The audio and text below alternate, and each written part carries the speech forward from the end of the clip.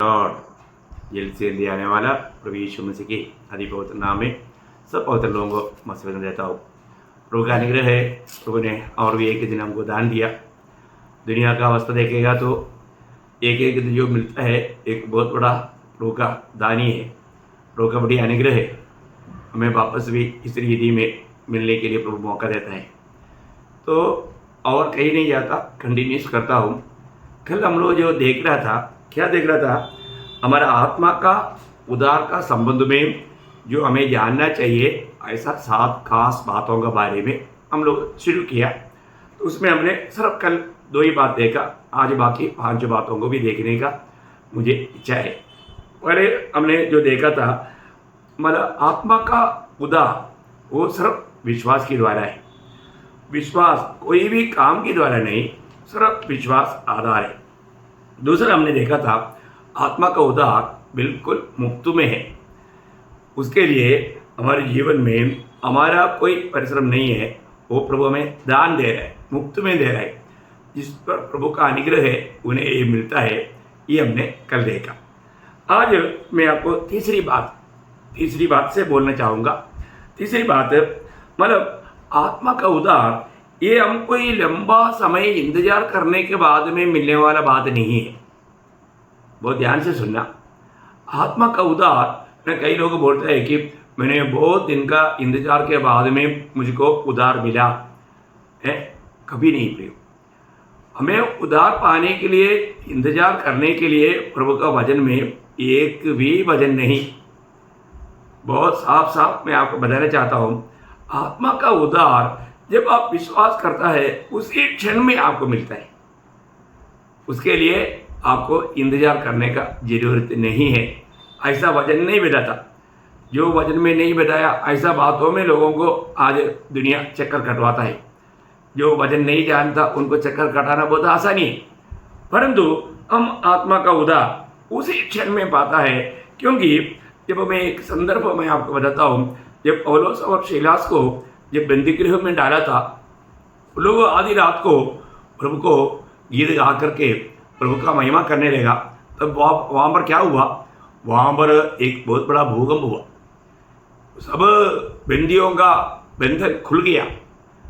और ये देख करके वो दुर्गा ने, जो उसका मतलब जेल का जो सुप्रीम था, वो एकदम घबरा गया। उन्होंने सोचा कैदी सब भाग गया होगा। तब उन्होंने अपना ही तलवार लेकर के अपने आप को हानि पहुंचाना चाहा या वो खुद मारना चाहा। उस समय में पौलुस उनको बताने वाला एक बात है, तो मैं आपको पढ़कर बताऊंगा। प्रेरितों का उसका 16 अध्याय उसका 30 और 31 अध्याय। और उन्हें बाहर लाकर कहा, हाँ। हे सज्जनों, उद्धार पाने के लिए मैं क्या करूं? हाँ। उन्होंने कहा, प्रभु यीशु मसीह पर विश्वास कर, हाँ। तो तू और तेरा घराना उद्धार पाएगा। कितना सरल बात है। अभी मानव इस संभव से उस जेल सुपरिटेंडेंट पूछता है, मुझे उधार पाने के लिए क्या करना चाहिए? ये एक बहुत अच्छा सवाल है। जो भी उधार नहीं पाया उनको ये सवाल पूछना ही चाहिए। तो यहाँ पर पौलुस बहुत सरल रूप में बोलता है, प्रभु यीशु मसीह पर विश्वास कर तो तू और तेरा घराना उधार पाएगा। इसका मतलब उधार पाने के लिए तुम 1 हफ्ता उपवास करो, तुम कुछ दिन प्रार्थना में रहो, ऐसा नहीं। मैंने आपको इससे पहले भी बताया था, जब आप उधार पाता है आत्मा में वो पाता है, या नया जन्म के द्वारा वो होता है। उधार पाना या नया जन्म पाना, पाप क्षमा पाना, ये सब एक ही बात है। मैं आपको इससे पहले भी आपको बताया। मैं आपको बताना चाहता हूँ प्रियो, जिस समय में आप उधार पाते हैं उस समय में आप आत्मा में नया जन्म पाता, या उस समय में आप आत्मा पाता, इसमें कोई संदेह नहीं। विश्वास करते वक्त ही आत्मा पाने के लिए भी आज लोग कितनी प्रकार का प्रयास करते हैं। मैंने इससे पहले भी आत्मा पाने के विषय में जब आपको बताया है प्रियो, आत्मा उसी समय में जब एफेसुस में जाने वक्त यूहन्ना का कुछ चेलों को देख करके विश्वासी जान करके पौलुस ने पूछा, वो बात आपको याद होगा, मतलब प्रेरितों का 19 अध्याय का 2 वचन में उन्होंने मानो उन विश्वासियों को क्या पूछा था? उनसे कहा, हाँ। क्या तुमने विश्वास करते समय पवित्र आत्मा पाया? हाँ, विश्वास करते वक्त पवित्र आत्मा पाया। मतलब विश्वास करने के समय में ही पवित्र आत्मा पाना चाहिए, है ना। वही बात गलाती विश्वासियों को भी पूछा, वो बात आपको याद होगा, गलातियों उसका 3 अध्याय का 2 वचन में प्रेरित पौलुस गलाती मंडली के लोगों को ऐसा पूछता है 3:2 में, मैं तुमसे केवल यह जानना चाहता हूँ हाँ। कि तुमने आत्मा को क्या व्यवस्था के कामों से हाँ। या विश्वास के समाचार से पाया? हाँ, मतलब उसका जवाब क्या है? विश्वास के समाचार से। जब आपने सुसमाचार सुना, विश्वास किया, उस समय में आत्मा पाया। हमने कोई व्यवस्था का काम करके, अच्छा काम करके हमने आत्मा नहीं पाया या हमने उद्धार नहीं पाया। और यीशु मसीह ने स्वयं और उस पर्व का दिन में यूहन्ना का सुसमाचार 7 अध्याय का 39 वचन में भी प्रभु ने उस पर्व के आखिरी दिन में खड़ा होकर के जब संदेश दे रहा था, उस समय में भी वहां पर 7 अध्याय का 39 में हम क्या पढ़ता? उसने यह वचन पवित्र आत्मा के विषय में कहा, हाँ। जिसे उस पर विश्वास करने वाले पाने पर थे। मतलब उन पर विश्वास करने वाला पाने पर थे। देखा, यीशु मसीह पर विश्वास करने वालों को मिलने वाला आत्मा, इसका मतलब जो भी उद्धार, आत्मा का उद्धार, ये कभी भी हम इंतजार करके पाने वाला बात नहीं है। ये मतलब तीसरी पॉइंट। और 4वां पॉइंट, मतलब आत्मा का उद्धार के लिए हमें कोई बेली करना या हमें कोई काम करना उसका जरूरत नहीं है। आत्मा का उद्धार के लिए हमें कोई बेली करना या कोई काम करने का जरूरत नहीं है। जो करना है प्रभु ने कर चुका है, उस पर हमें सिर्फ विश्वास करना है। वो हम उसके लिए हम पढ़ेंगे इब्रानियों का पत्री उसका 10 अध्याय का 14 वचन में। मतलब हम लोगों को प्रभु ने किया हुआ उस बलिदान में हमारे लिए उद्धार का कार्य या आत्मा का छुटकारा, उद्धार का कार्य प्रभु ने पूरा किया।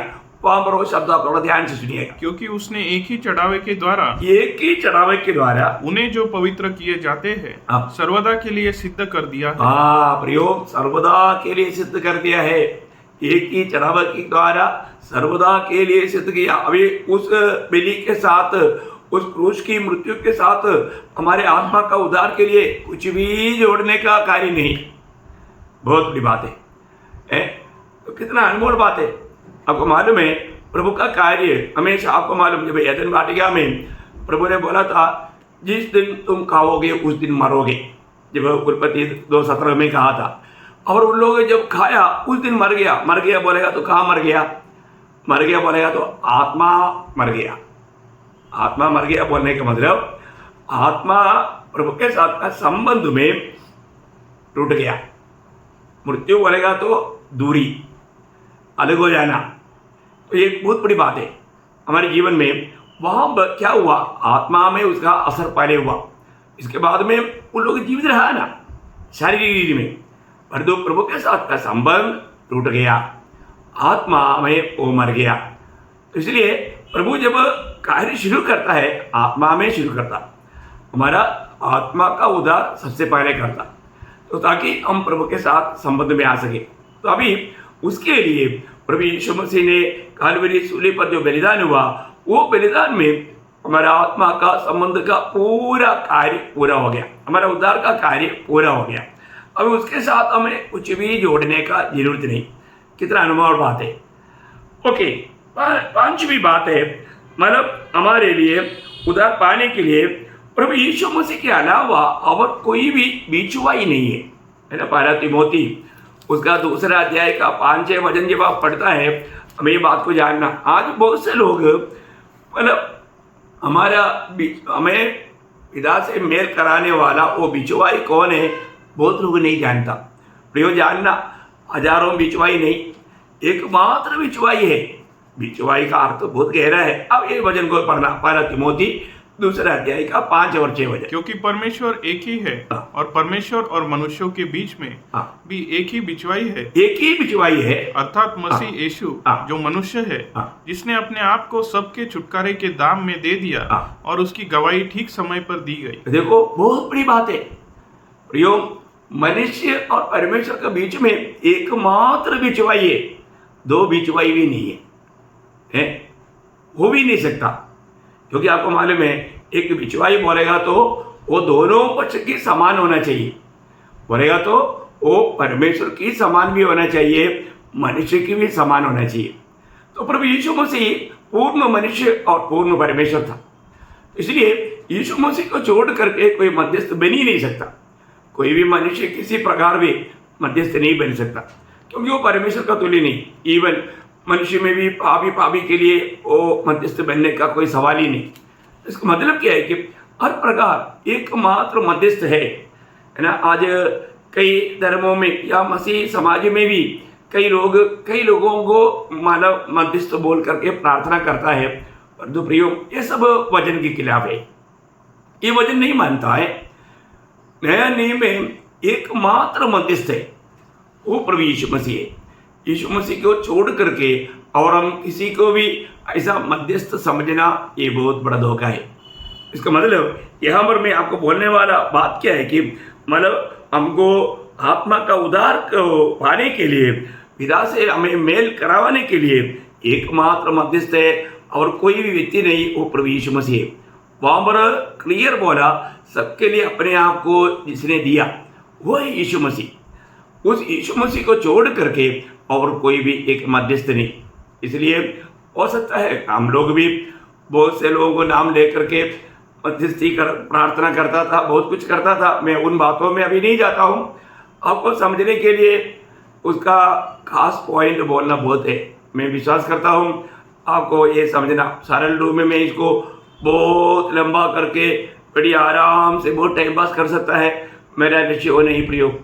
आप ये जो बात बता रहा है आप उसको अच्छी रीति में समझने का कोशिश कीजिए, निश्चय आप जानना, क्योंकि अगर ये बात को सही रीति में अगर नहीं जानेगा तो बहुत बड़ा धोखा हो जाएगा। तो अभी छठवां पॉइंट क्या है कि ये जो आत्मा का उद्धार ये मनुष्य ने बनाया हुआ बात नहीं, ये या कोई धर्म ये बात को तैयार किया, ये बिल्कुल परमेश्वर ने तैयार किया हुआ बात है और विश्वास करने वाला सबके लिए है।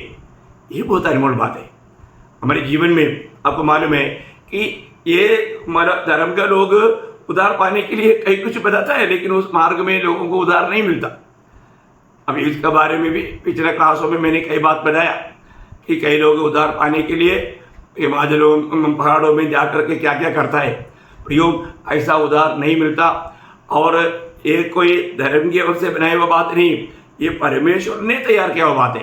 क्योंकि आपको सबको मालूम है नियम में बाइबल का निचोड़ बोलने वाला एक अनोखा वचन है जो यूहन्ना 3 अध्याय का 16 वचन आपको याद होगा।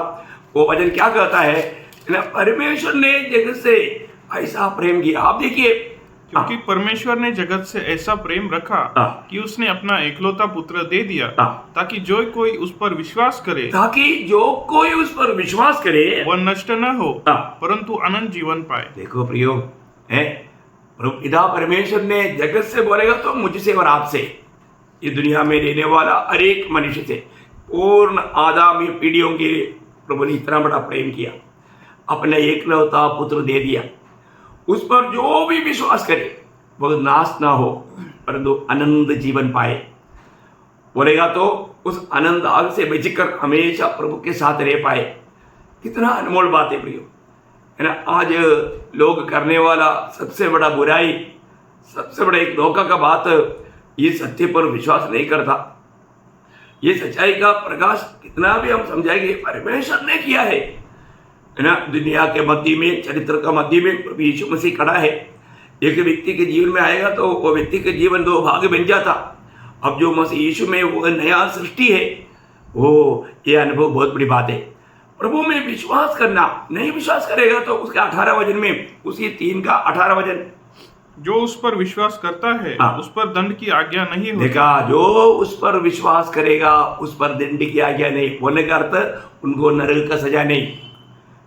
परंतु जो उस पर विश्वास नहीं करता, वह दोषी ठहर चुका। यो मैं आपको बताना चाहता हूँ, आप ये सुसमाचार एक भी बार अगर सुना और ये सुसमाचार पर आपने विश्वास नहीं किया तो आप दोषी ठहर चुका है, आप उस दंड का भागीदार बन चुका है। कैसा वचन है प्रियो। आप देखिए, पिता का इच्छा उसका 6 अध्याय का 40 वचन जो है ना, उसका 6 अध्याय उसका 40 वचन भी थोड़ा पढ़ना, बहुत बड़ी बात है। मैं आपको बताना चाहता हूँ, स्वर्गीय पिता का हमारे प्रति पुत्र के द्वारा इतना अनोखा इच्छा है प्रियो, हमें कुछ नहीं करना, प्रभु यीशु मसीह पर विश्वास करना। आप देखिए, क्योंकि मेरे पिता की इच्छा यह है कि जो कोई पुत्र को देखे, जो कोई पुत्र को देखे और उस पर विश्वास करे, वह अनंत जीवन पाए। अनंत जीवन पाए। जो कोई पुत्र को देखे, बहुत बड़ी बात है। बोले के मतलब उस यीशु मसीह मेरे लिए मेरे पापों की खातिर क्या बना, वो देख करके मेरा पाप कितना भयंकर है और मुझे बचाने के लिए मेरा प्रभु ने मेरे लिए क्या किया, ओ यही मेरा सच्चा उद्धार करता है।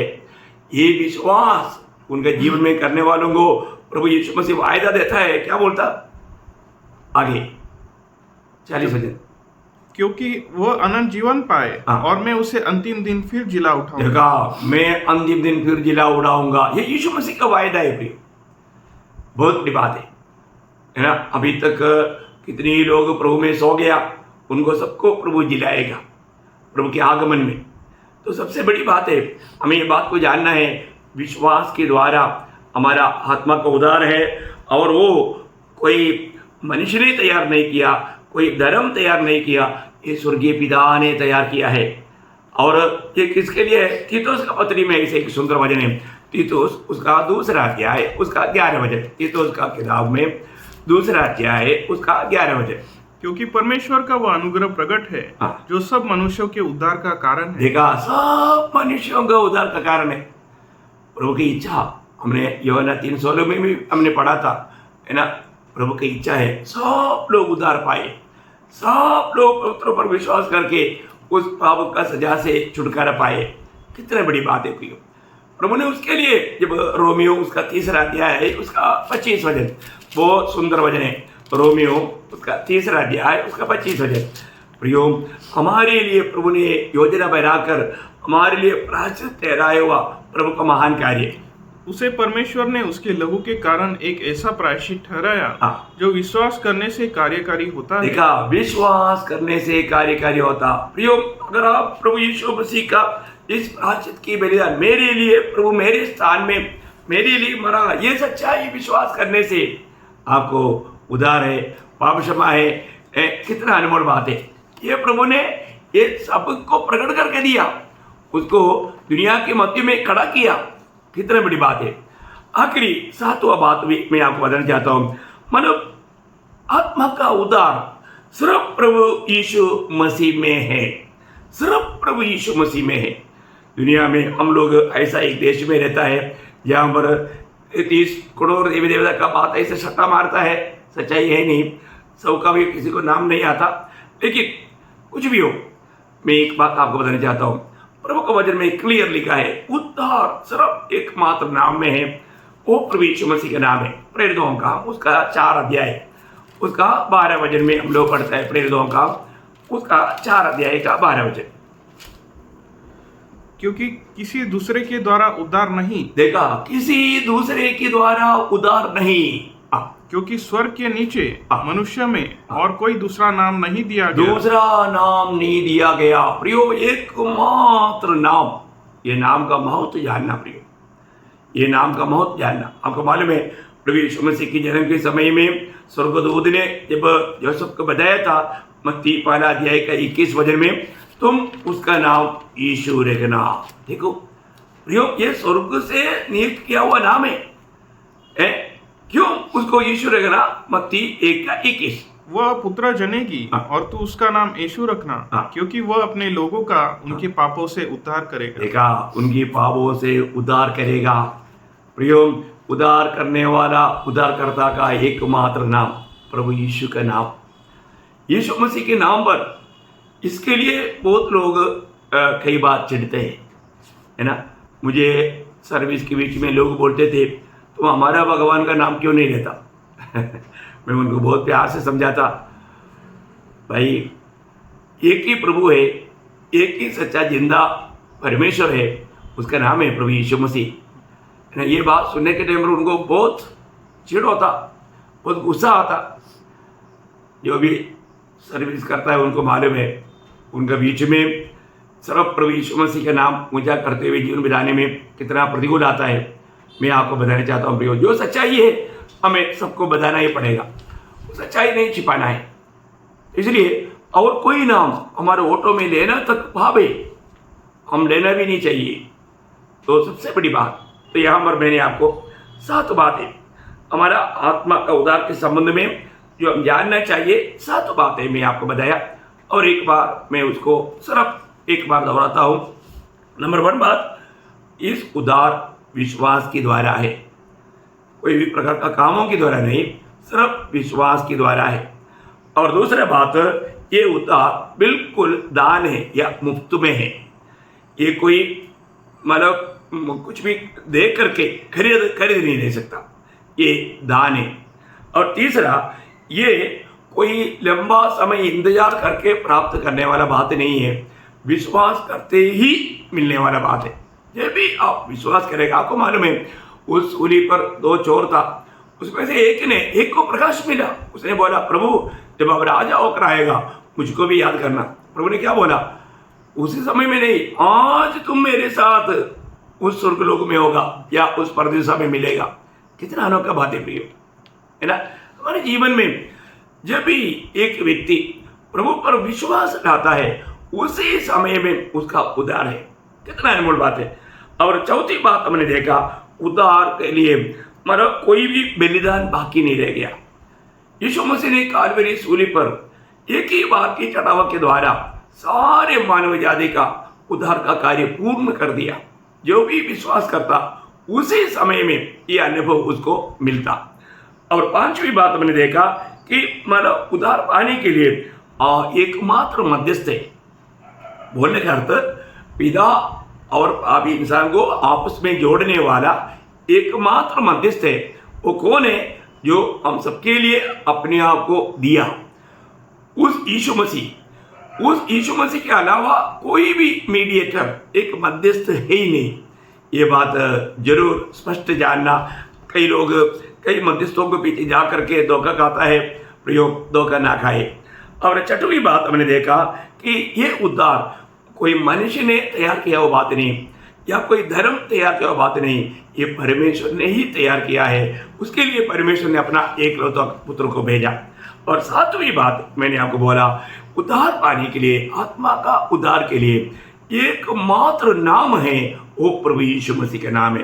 प्रभु यीशु मसीह का नाम को छोड़कर और कोई भी नाम नहीं। तो इसलिए प्रभु यीशु मसीह के नाम पर विश्वास करके उद्धार पाकर, प्रभु का जन बनकर, प्रभु के आगमन की बाट जोते रहने के लिए ये वचन सुनने वाला आप सबको प्रभु सहायता करे। ये सच्चाई समझने के लिए प्रभु का अनुग्रह दृष्टि आप पर पड़े, यही प्रार्थना के साथ मैं आज का संदेश खत्म करता हूँ। प्रभु को महिमा मिले। आमीन।